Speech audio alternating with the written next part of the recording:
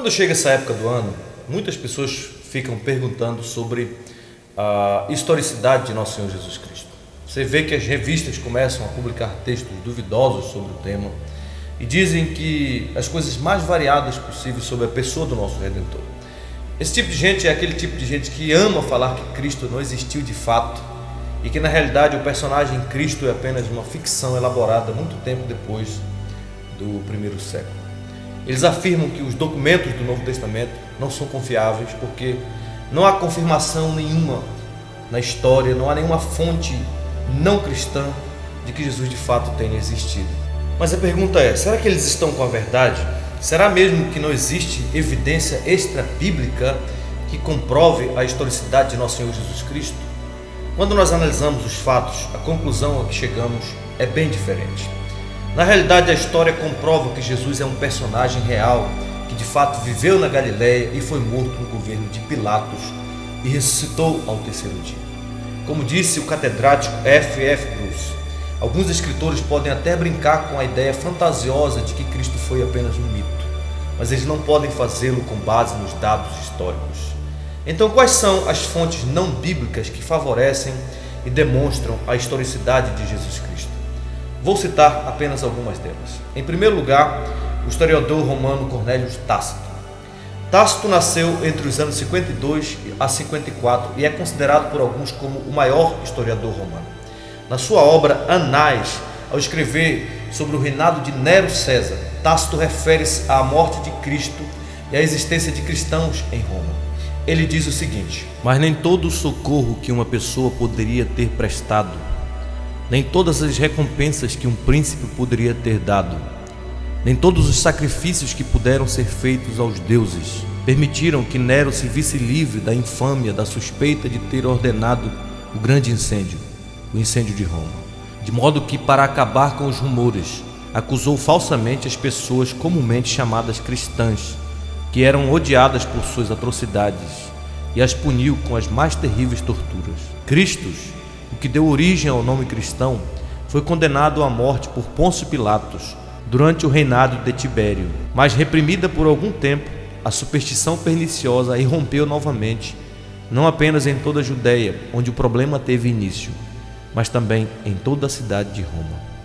Veja que Tácito diz que os cristãos são chamados assim por causa de Cristo, que sofreu a penalidade extrema sob o governo de Pôncio Pilatos durante o reinado de Tibério César. Fato este comprovado pela palavra de Deus em Lucas capítulo 3. Tácito faz referência também a certa superstição que começou na Judéia e chegou até Roma. E aqui ele está se referindo provavelmente à ressurreição de Nosso Senhor, que era tido pelos pagãos como uma superstição. Eu acho interessante que, embora não fosse crente, Tácito não questiona a historicidade de Cristo. Ele apenas relata o episódio histórico, a saber, que Cristo foi crucificado por ordem de Pôncio Pilatos. Outro historiador romano que fala sobre Cristo é Caio Suetônio. Suetônio foi secretário do imperador Adriano e escritor dos Anais da Casa Imperial. Suetônio escreveu uma importante obra chamada A Vida dos 12 Césares. E nessa obra ele faz referência a Jesus e a seus seguidores, dizendo que o imperador romano Cláudio expulsou os judeus de Roma por causa de um certo homem chamado Cresto, que seria uma forma diferente de dizer Cristo. Ele diz o seguinte: como os judeus, por instigação de Crestos, estivessem constantemente provocando distúrbios, ele, Cláudio, os expulsou de Roma.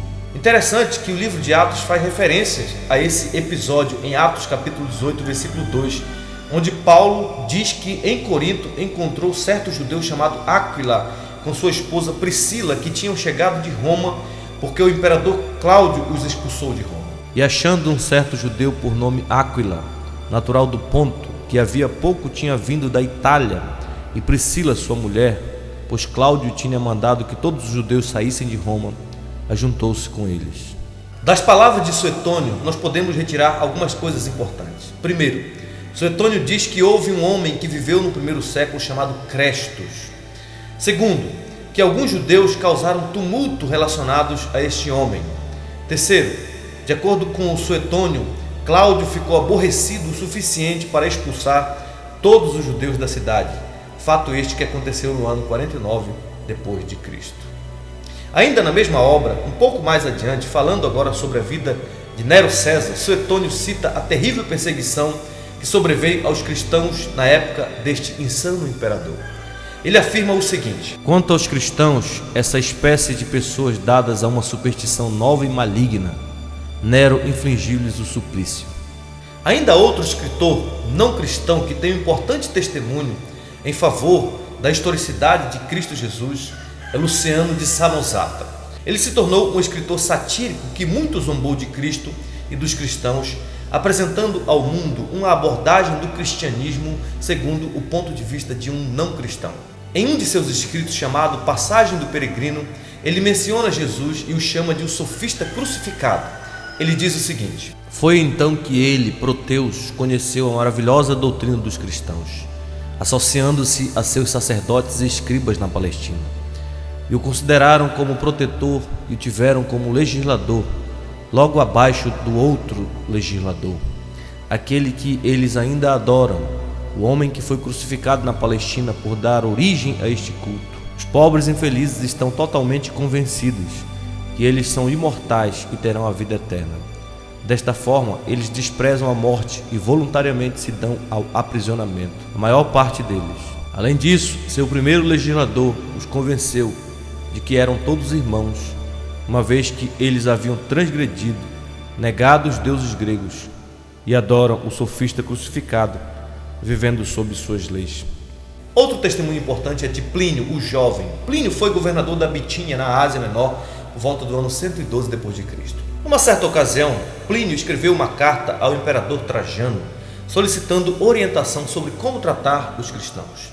Na carta, ele explicava que vinha matando muitos cristãos e agora estava em dúvida se deveria continuar fazendo isso com todos ou somente com alguns. Na carta, ele explica a Trajano que ele fez os cristãos se curvarem perante a estátua de Trajano e os fez amaldiçoarem a Cristo, fato este que ele não conseguiu dos lábios de cristãos verdadeiros. Na mesma carta ele fala de cristãos sendo julgados. Ele diz o seguinte: eles afirmavam, no entanto, que sua única culpa, seu único erro, era terem o costume de se reunirem antes do amanhecer num certo dia determinado, quando então cantavam responsivamente os versos de um hino a Cristo, tratando-o como Deus, e prometiam solenemente uns aos outros a não cometerem maldade alguma, não defraudarem, não roubarem, não adulterarem, nunca mentirem, e a não negar a fé quando fossem instados a fazê-lo. Depois disso, tinham o costume de separar-se e se reunir novamente para compartilhar a comida do tipo comum e inocente. Essa carta de Plínio nos diz coisas importantes sobre a historicidade de Cristo. Primeiro, que os cristãos primitivos adoravam Jesus como Deus. Segundo, que a ética dos cristãos era elevada, pois estava baseada nos ensinamentos de Jesus Cristo. Terceiro, que os cristãos se reuniam em um dia determinado, no caso o domingo, para uma celebração e uma festa, que, como nós sabemos, é a festa ágape, que culminava com a Santa Ceia do Senhor. Agora vocês devem saber também que Trajano escreveu uma carta em resposta a Plínio. E nesta carta o imperador Trajano dá as seguintes instruções para unir os cristãos. No exame das denúncias contra feitos cristãos, querido Plínio, tomaste o caminho acertado. Não cabe formular regra dura e inflexível de aplicação universal. Não se pesquise, mas se surgirem outras denúncias que procedam, aplique-se o castigo, com esta ressalva de que se alguém nega ser cristão e mediante a adoração dos deuses demonstra não o ser atualmente, deve ser perdoado em recompensa de sua emenda, por muito que o acusem suspeitas relativas ao passado. Não merecem atenção panfletos anônimos em causa alguma, além do dever de evitarem-se antecedentes iníquos. Panfletos anônimos não condizem absolutamente com os nossos tempos. Isso esclarece como o antigo governo romano via o cristianismo. Segundo se diz, os cristãos deveriam ser punidos por não adorarem os deuses romanos. Há um historiador cristão chamado Eusébio de Cesareia, e Eusébio de Cesareia registra uma carta do imperador Adriano para Menúcio, que era um procônsul asiático. A carta é muito parecida com a carta de Trajano a Plínio, e nesta carta Adriano dá algumas instruções sobre como lidar com os cristãos. Ele diz o seguinte: Recebi uma carta que me foi escrita por Serênio Graniano, a quem tu sucedeste. Pois bem, não me parece que devamos deixar sem examinar o assunto, para evitar que se perturbe os homens e que os delatores encontrem apoio para as suas maldades. Por conseguinte, se os habitantes de uma província podem sustentar com firmeza e às claras esta demanda contra os cristãos, de tal modo que lhes seja possível responder ante um tribunal, devem ater-se a este procedimento somente, e não a meras petições e gritos. Essa passagem confirma que cristãos muitas vezes eram acusados de infringir as leis e por isso eram punidos, mas que a moderação era incentivada no tratamento para com eles. Um dos testemunhos mais importantes acerca da historicidade de nosso Senhor Jesus Cristo é o do judeu Flávio Josefo. Seu livro Antiguidades Judaicas data do início da década de 90 e contém passagens importantíssimas sobre a historicidade de nosso Senhor. Dentre as mais importantes, vamos ver apenas duas. Em primeiro lugar, em relação a Jesus Cristo, ele diz o seguinte: Por esta época surgiu Jesus, um homem sábio, se é que é correto chamá-lo de homem, pois operava obras maravilhosas, e era um mestre que fazia as pessoas receberem a verdade com prazer. Ele congregou junto a si muitos judeus e muitos gentios. Ele era o Cristo, e quando Pilatos, por sugestão dos principais líderes dentre nós, condenou-os à cruz, aqueles que desde o início o amavam não o largaram, pois ele tornou a aparecer-lhes vivo ao terceiro dia, tal como os profetas de Deus haviam predito, essas e mais 10.000 outras coisas a seu respeito. E a tribo dos cristãos, que tem esse nome devido a ele, existe até hoje. Em outro trecho, José faz referência a Tiago, o irmão do Senhor. Ele diz o seguinte: Ele aproveitou o tempo da morte de Festo, e Albino ainda não tinha chegado, para reunir um conselho diante do qual fez comparecer Tiago, irmão de Jesus, chamado Cristo, e alguns outros. Destas passagens nós aprendemos várias coisas importantes. Primeiro, na segunda passagem, ele se refere a Tiago, o irmão de Jesus, chamado Cristo. Isso confirma os fatos do Novo Testamento, de que havia um homem chamado Jesus, que era conhecido como o Cristo, e teve um irmão chamado Tiago. Joséfos diz que naqueles dias, no primeiro século no caso, havia um homem chamado Jesus. O seu comportamento era bom e era uma pessoa de virtudes. Diz também que muitos dentre os judeus e de outras nações tornaram-se seus discípulos. Ele afirma que Pilatos o condenou à crucificação e à morte também. Também diz que aqueles que haviam sido seus discípulos não o deixaram de seguir quando ele morreu. Pelo contrário, eles relataram que depois de 3 dias eles viram a Cristo. E José ainda diz que talvez esse Jesus fosse o Messias sobre o qual os profetas relataram maravilhas.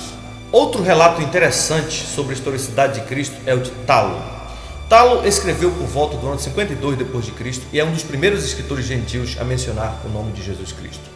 No entanto, seus escritos se perderam na história, e o nosso conhecimento deles vem somente de algumas pequenas citações feitas por outros escritores. Um desses autores é Júlio Africano. Por volta do ano 221, Júlio Africano cita Talo numa discussão sobre a escuridão que se seguiu à crucificação de Jesus. Júlio Africano escreve o seguinte: No mundo inteiro caiu uma escuridão tenebrosa.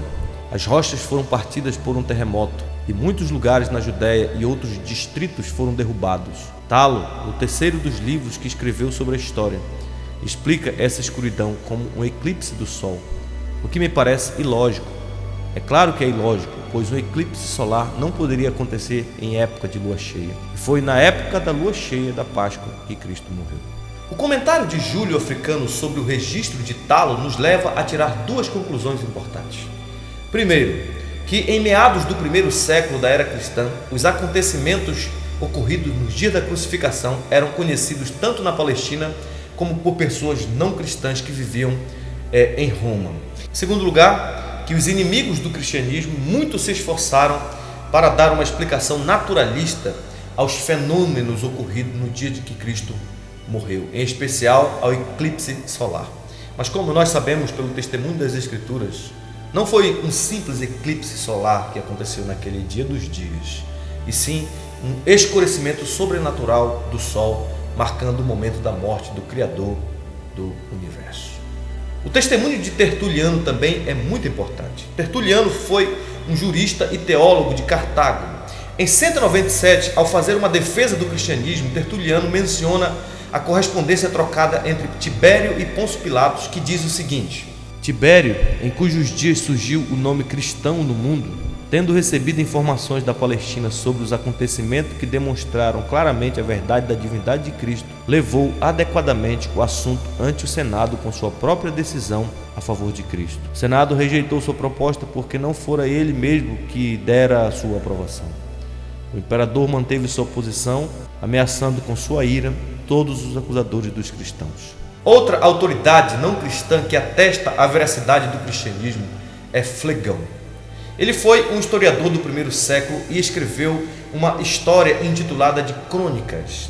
Embora sua obra tenha se perdido, Júlio Africano preservou um pequeno trecho que confirma a escuridão sobre a terra na hora da crucificação de Jesus.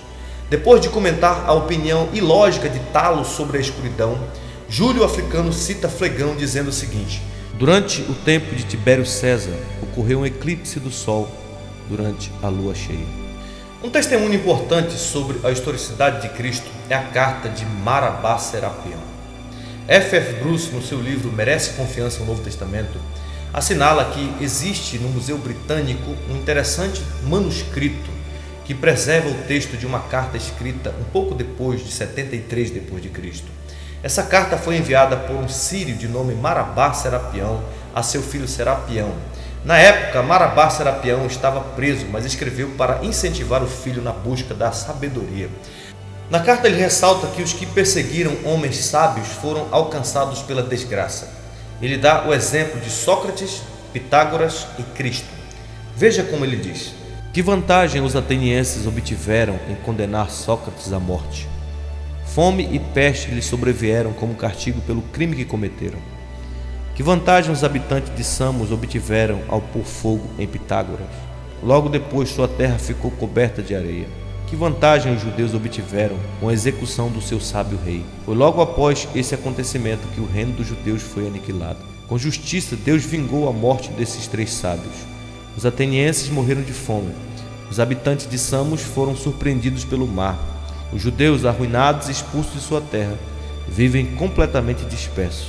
Mas Sócrates não está morto, ele sobrevive nos ensinos de Platão. Pitágoras não está morto, ele sobrevive na estátua de Hera. Nem o sábio rei está morto, ele sobrevive nos ensinos que deixou. Por fim, nós temos o testemunho de Justino Marte. Ele é considerado por alguns como um dos maiores apologistas cristãos. Nasceu por volta do ano 100 e foi decapitado por sua fé por volta do ano 165 d.C. Por volta do ano 150, Justino, ao escrever uma defesa do cristianismo enviada ao imperador Antônio Pio, sugere ao imperador que consulte o relato de Pilatos, o qual estava guardado nos arquivos imperiais. Ele cita as escrituras no texto que diz o seguinte: traspassaram as minhas mãos e os meus pés. Ele diz que isso significava os cravos que na cruz traspassaram seus pés e as mãos. E depois de crucificá-lo, aqueles que o crucificaram lançaram sortes sobre as suas roupas e as repartiram entre si. Que tudo isso aconteceu assim, podeis comprová-lo pelas atas redigidas no tempo de Pôncio Pilatos. A importância desses documentos, somado ao inigualável testemunho dos evangelhos, esmaga e destrói a mentira daqueles que afirmam que Cristo foi apenas uma figura lendária, inventada, que nunca existiu. Todas essas fontes nos informam várias coisas sobre a historicidade de Cristo. Em primeiro lugar, que ele era de Nazaré, da Galileia. Segundo, que ele viveu de modo sábio e virtuoso. Terceiro, que ele foi crucificado na Palestina sob Pôncio Pilatos durante o reinado de Tibério César. Que ele foi crucificado na época da Páscoa, sendo considerado o rei dos judeus. Que, segundo os seus discípulos, ele ressuscitou dos mortos depois de 3 dias. Que seus inimigos reconheceram que ele realizou feitos incomuns denominados por outros de feitiçaria. Que seu pequeno grupo de discípulos se multiplicou rapidamente, espalhando-se até Roma. Que seus discípulos negavam o politeísmo. Que seus discípulos viviam de acordo com altos princípios morais, que adoravam a Cristo como ser divino em um determinado dia da semana, o domingo. Tudo isso confirma a historicidade de Cristo conforme está registrado nos evangelhos e nas cartas apostólicas. Com base nessas evidências, nós concluímos que Jesus é um homem da história. Ele é o Filho de Deus. Ele ressuscitou dentre os mortos e apareceu a seus discípulos vivo. De modo que hoje nós podemos sim ter confiança plena, como fizeram os primeiros cristãos, de que a nossa fé não está fundamentada em uma lenda, mas um episódio bem atestado pelos documentos da história humana. Cristo está vivo e Ele pode mudar vidas hoje no século XXI, graças à entranhável misericórdia de nosso Deus, pelo qual nos visitou o sol nascente das alturas e alumiou este submundo de escuridão, trazendo esperança e paz duradoura aos que estavam na região da sombra da morte. Sim, nascido de uma jovem humilde, Ele veio aqui conhecer a nossa dor, a nossa agonia, a nossa tragédia e comunicar significado definitivo ao mundo exausto e moribundo. Através de sua morte e ressurreição, Ele fez raiar o sol da justiça, iniciando assim uma nova era no desenrolar da história humana. Ele nos trouxe a paz e a viva esperança de um brilhante amanhecer. Vivamos, pois, e lutemos. Cristo é a nossa esperança.